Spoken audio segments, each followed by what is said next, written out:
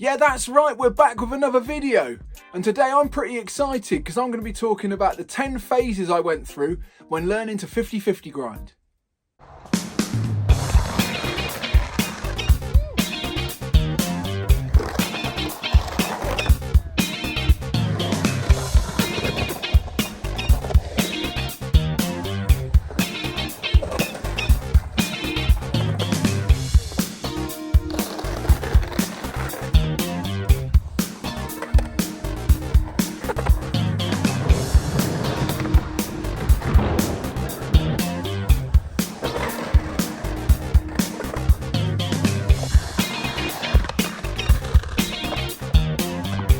The 50/50 grind is one of my favourite manoeuvres.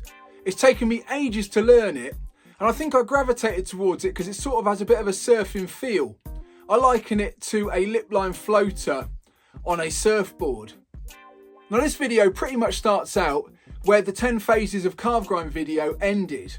I was finding there was a barrier to how far I could take those calf grinds. I started getting greedy for coping, and the only solution seemed to be standing more up on top of the coping, and that allowed me to get more grind and eat up more of those coping blocks.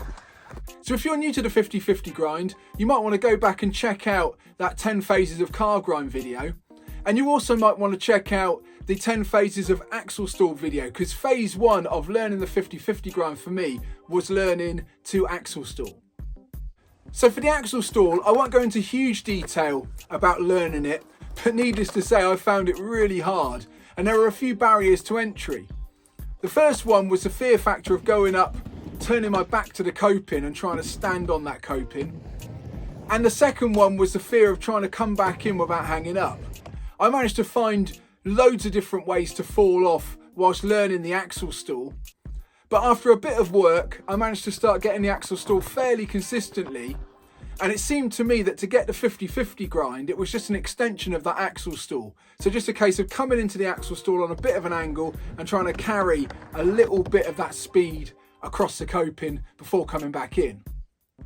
One of the biggest problems I had with the axle stall was coming up in a feeble position, and I worked out that was due to a lack of commitment and a lack of pivoting right round with the shoulder to get the board to sit on the coping. And the big problem I had with coming back in was again continuing that rotation round with the shoulder to bring the board back in, straight back down the transition. So pretty much as soon as the axle stall started feeling comfortable, I entered phase 2, which was trying to get a mini grind and then come back in. Now to start with, I just got up on that coping and ground along a very small amount, and then waited for the board to stop, steadied the ship, arranged the trucks, and then launched back in. Now again, the thing that I came up against when trying to lock into the 50/50 grind was this problem with coming up on the feeble stall. I still remember getting my first mini 50/50 grind on a small transition. It was such a long time coming that it felt like I'd scored in the FA Cup, and my claim was embarrassingly over the top. As soon as I started getting a few of these mini 50/50 grinds, my focus shifted to phase 3, which was to try and carry in a little bit more speed, and more importantly come back in still moving across the coping. I was finding that if I came to a stop, it both looked rubbish, but it also gave a greater chance of hanging up. I found carrying in a bit more speed to the grind helped me travel along the coping and gave me a greater chance of coming back in while still moving. But at this point I entered into phase 4, which was getting too far up on top of the grind and then having to correct that back wheel onto the coping before coming back in. I prefer the feel and the look of the cross lock 50/50 grind. So that's where the back foot heel side wheel is on the coping and the front foot toe side wheel is up against the coping. And I found as soon as I started going faster onto the coping, I was pumping too hard, standing on top of the ramp, and both toe side wheels were coming up against the coping. Now that gave me a couple of choices. I could either attempt to come back in with that toe side wheel against the coping, or in the middle of the grind I could correct that back wheel across and then come back in on that cross lock. So that was my goal at the end of phase 4, to be able to get in to the cross lock straight away, grind along, and then come straight back in from that cross lock, still travelling with pretty much as much speed as I started with. I found the faster I went, the better it felt, and also the faster I went, the longer I could grind. And I got addicted to seeing how far I could grind on the straight coping, see if I could get the longest grind possible. I also worked on tidying up my re-entries, and I was finding that to start with I was opening my shoulder and then twisting my hips, and this looked a bit rubbish, and it also meant that I wasn't fully committed to coming back in. So I found with a little bit of practice I could start to commit that front shoulder more and more, and also get a little bit more relaxed on the re-entry. It gave me enough speed to enter into another 50-50 grind on the other side of the ramp, or other manoeuvres such as the board slide to fakie. Another issue I kept coming up against was braking at the waist when getting up on the 50-50 grind. Now I think this was a combination of knowing that I needed to get lower, but also not bending my knees enough, so that braking at the waist helped me get down lower, but it didn't look very good, and it also meant that I wasn't committed in the right way against the coping. I found as soon as I was mindful to keep my body straight and really commit into the turn, the whole 50-50 grind tended to work better, and it also looked a lot smoother. Okay, for phase 5 I shifted my focus to the front side 50-50 grind.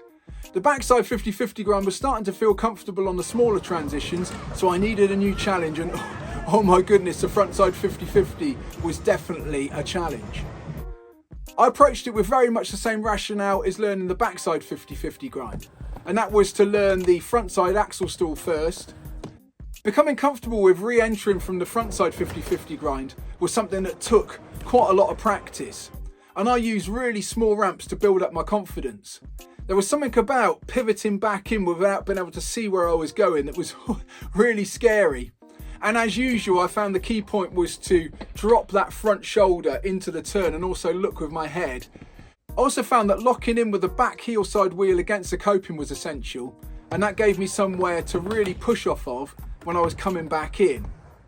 Now to start with, it seemed like I was really going to hang up on that toe side wheel coming back in, but I found as long as I bent my knees and put loads of pressure on that back heel side wheel as I came back in, it cleared that toe side wheel over the coping no problem, and it felt relatively comfortable to re-enter and ride away.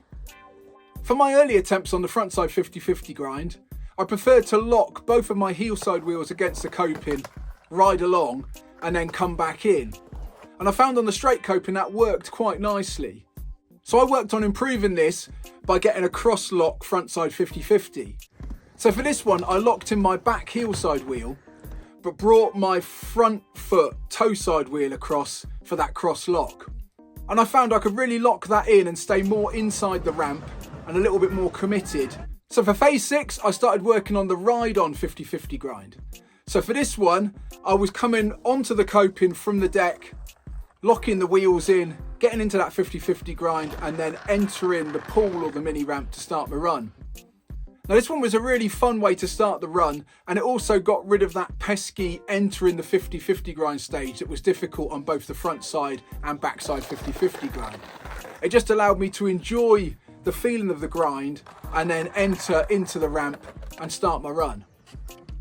I'd worked on my slappy grinds on the curb, and I'd also worked on getting a little bit of a 50-50 on a small ledge. So when I started getting onto the coping from the deck, grinding along and coming back in, I found I already had many of the skills that I needed. I reckon the main thing I had to overcome was the fear of committing onto the coping and also resisting the urge to jump off of the board, because that sort of coming to a halt on the board threw me to the bottom of the transition, and that was pretty uncomfortable. And that took me nicely into phase 7, which was learning to 50-50 grind around corners or around the rounded section of the pool bowl. Now to start with, I found 50-50 grinding around the corner really tricky. And I think this was because my arch enemy of the shoulder opening up and going into feeble was even more of a problem going around a corner. I found to get around the corner I needed to commit more to the inside of the ramp to counteract that centrifugal force of going around the corner. And I also needed to really commit that front shoulder into the turn to help the board to track around the corner. To start with, I found it easiest to get onto the grind on a bit of straight coping and then just allow that grind to go into the corner And as I went into the corner, I just sort of adjusted my body weight to fit the corner. And I found that as that was another curved transition, if I got my body weight in the right position, I could actually create a little bit more speed around that corner by swishing my hips round. And that generated a bit more speed to go further around the corner. Then it was just a case of re-entering back in. For the frontside 50-50 grind around the corner, I made a right meal of it. And I found it was really scary coming in and trying to lock into that frontside 50-50 grind. Some of the main barriers to entry was not coming in high enough up the transition and getting the toe side wheels locked on the coping. She went round at a rate of knots with no chance of coming back in. The second one was going too far up onto the coping and that back heel side wheel missing the coping and sort of going into a lip slide. And I found myself in the middle of nowhere just sliding with gay abandon willy-nilly, and that pretty much always ended in tears. The other problem was getting my weight distribution incorrect, so I sort of spooned off the back of the board when it got into the 50-50 grind. And probably the most uncomfortable one of all was coming up a little bit feeble, so not committing that front shoulder or head around enough so that the wheels would catch the deck and then get flung straight back into the transition without being able to save myself.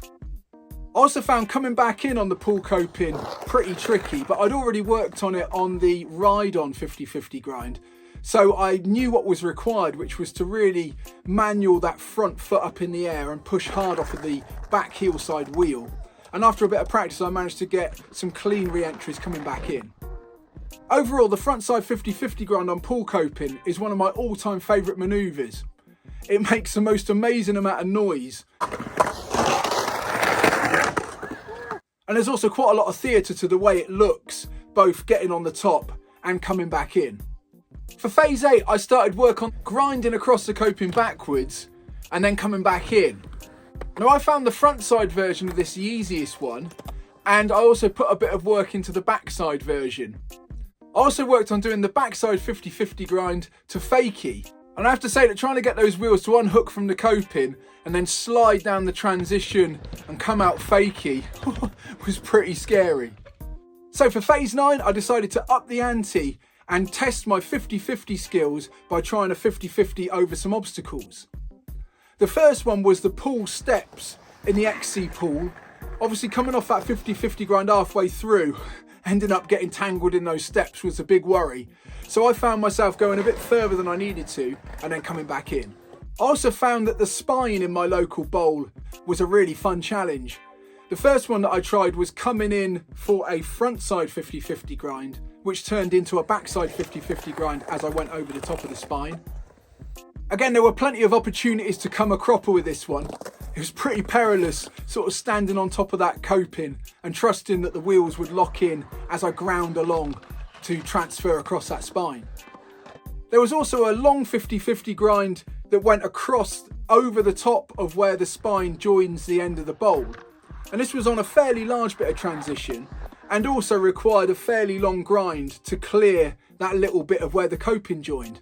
I also tried the 50-50 grind transfer, where I was sort of going off the end of a bit of coping to enter into a deeper part of the mini ramp.